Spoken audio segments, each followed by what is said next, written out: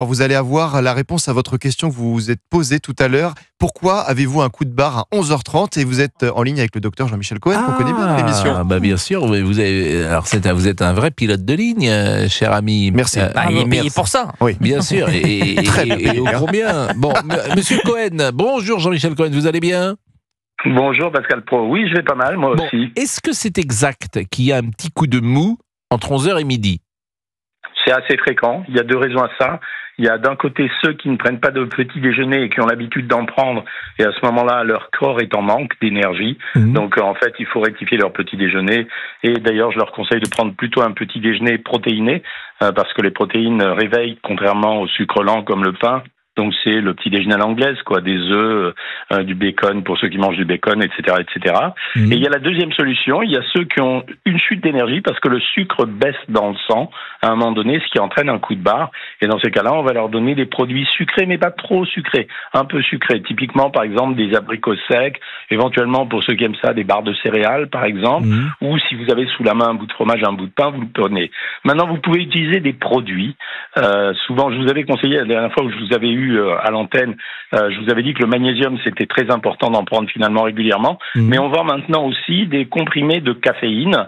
Il y a des spécialités, différentes spécialités, et on peut prendre un comprimé de caféine qui va réveiller, ce qui explique d'ailleurs par exemple les gens qui prennent du chocolat noir et qui disent ça me réveille, et en fait ça les réveille simplement parce que ça contient un peu de sucre et un peu de caféine, et donc la combinaison des deux, c'est la combinaison parfaite pour se réveiller, donc c'est normal d'avoir ça. Dépêchez-vous dans ces cas-là d'aller manger. Mais là, dans le studio d'Europe 1, juste à côté, il y a un petit salon VIP où nos invités... Oui, il y a un canapé. Un canapé, un canapé. Salon VIP. Un petit salon, un petit canapé. Avec des petits gâteaux. Et d'ailleurs, il y a Zatovati. Elisa Tovati. Elisa Tovati qui est là et qui attend. Et il y a une assiette devant et il y a une madeleine, il y a des petits macarons. Des petits macarons. Des petits sucres. Oui, donc si je sors du studio et que je vais manger une madeleine, est-ce que c'est bon? Alors, vous irez mieux, mais j'apprécie cette station où on s'occupe de choyer les visiteurs, bien que ce soit que des produits sucrés et gras. La dernière fois que vous m'avez invité, c'était des fondants au chocolat, absolument délicieux, mais parfaitement très gras, très sucrés. Donc, et tout à fait ce que je déconseille habituellement. Ah oui, donc faut pas que j'aille chercher une petite madeleine. Non. Bon. Il y a les petits croissants, vous savez, de temps en temps, il y a des petits croissants, à la limite, ça fera l'affaire.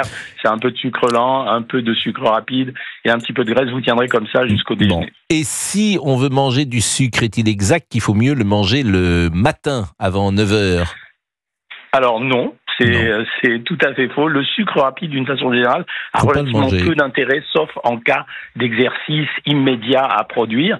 C'est pour ça que les petits déjeuners comprennent toujours des sucres lents.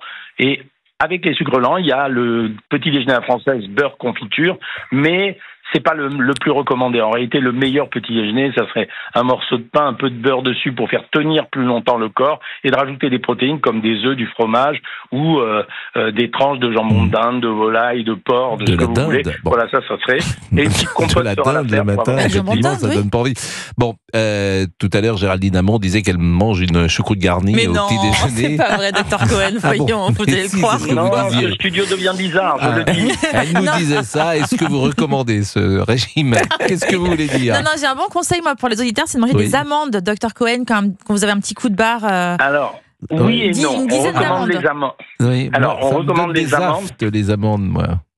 C'est vrai, ça le fait, c'est vrai, vous avez raison Pascal, mais les amandes on les recommande essentiellement parce que ça va vous amener des matières grasses, ça veut dire que ça contient en moyenne 30% de matières grasses, donc c'est un peu la même chose que le sucre, vous allez recharger votre corps en énergie. On a fait beaucoup la promotion des amandes, des noix et des noisettes et compagnie. Moi je suis un peu contre ça, on a même dit que ça luttait contre le cholestérol, c'est quand même des apports caloriques très conséquents, la plupart de ces produits sont à 700 calories et 100 grammes, donc les gens prennent une poignée d'amandes ou de cacahuètes et se disent bon ben c'est bon pour ma santé, ils se sont enfilés l'équivalent de la moitié d'un sandwich.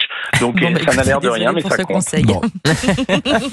Mais Doc GG. Bon, Doc GG, merci. Vous n'avez pas écrit beaucoup de livres, hein, je vous le dis. Bon, et le Nutella, on oublie bien sûr. Ah non. Bon, je blague. Bon, merci Monsieur Cohen. Merci. Mais je vous en prie.